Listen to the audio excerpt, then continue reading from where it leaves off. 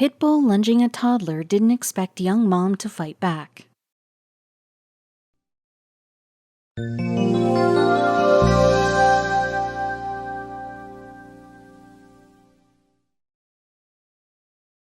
Growing up, we all heard from our parents that we should never touch a strange dog. But what about familiar animals? This Texas woman thought there wouldn't be any surprises in introducing her toddler to a canine she knew well. When the meeting veered off course, the mom quickly got in between the two of them.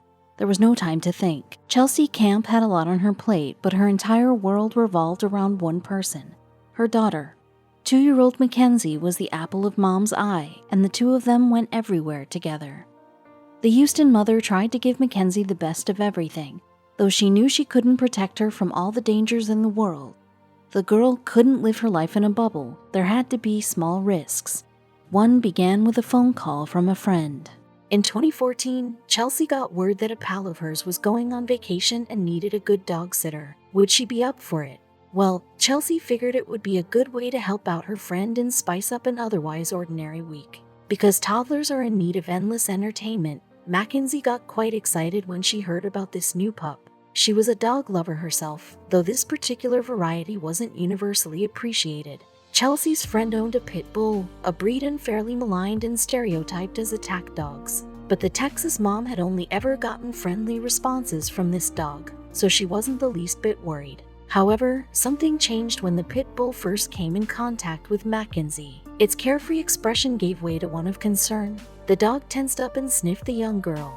The canine then responded with a growl. In hindsight, Chelsea figured that her friend's pit bull must have smelled her own dog on Mackenzie. But the mom had no time to put that connection together when the animal pounced. Transforming into an almost unrecognizable beast, the dog went after her 2-year-old. This was no rough playing either. Terrified, Chelsea saw that the pit bull was going for the kill.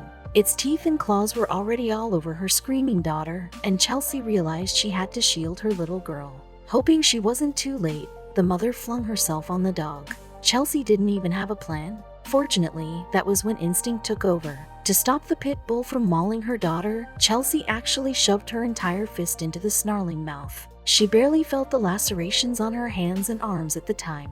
While wresting the pit bull for control, Chelsea jerked her head toward her daughter. Her face was so torn up that her own mother could hardly make out her features. She told Mackenzie to lie face down so she wouldn't choke on her own blood. Still, Chelsea knew that would only buy them a little bit of time.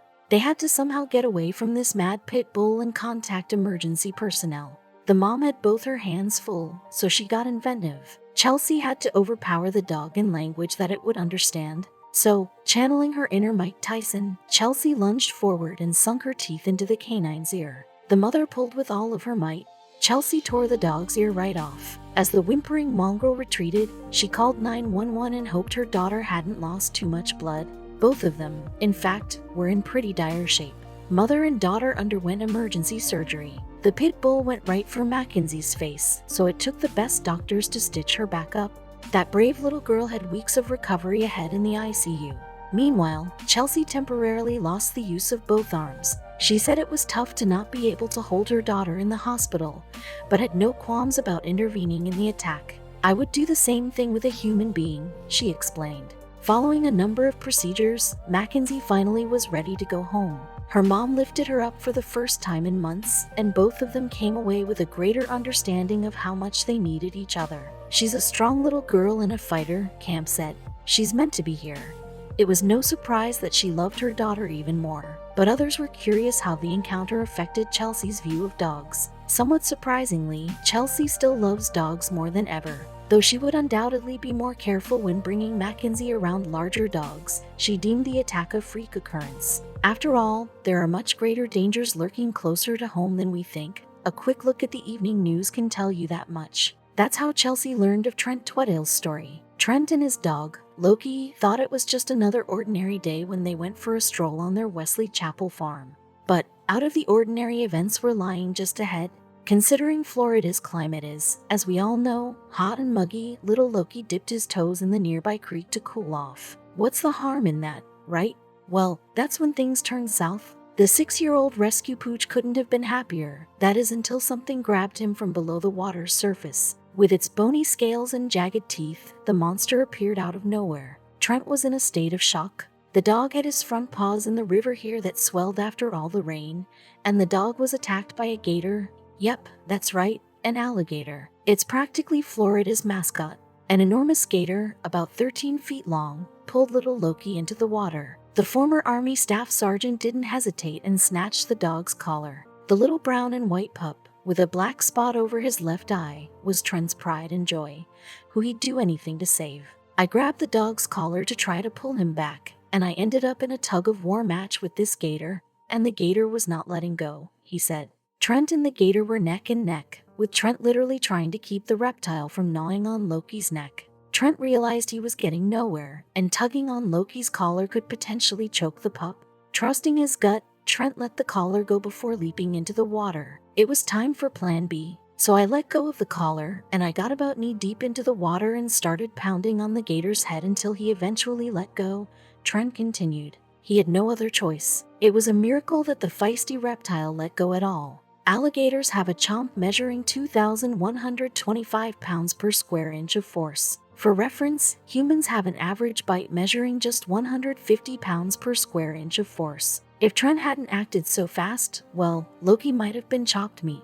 With a jaw that strong, it's an absolute marvel that didn't happen, but Loki didn't exactly escape scot-free. While Trent was lucky enough to get out with only a few scratches, the poor canine's front leg was nearly severed. He underwent emergency surgery, which felt like a nightmare. When I pulled him back up, the bones were out and it looks like the arm was just hanging by a shred, Trent explained. It was a particularly horrific sight for the dog dad, who considers Loki his family. Loki's emergency surgery was very Frankenstein-esque.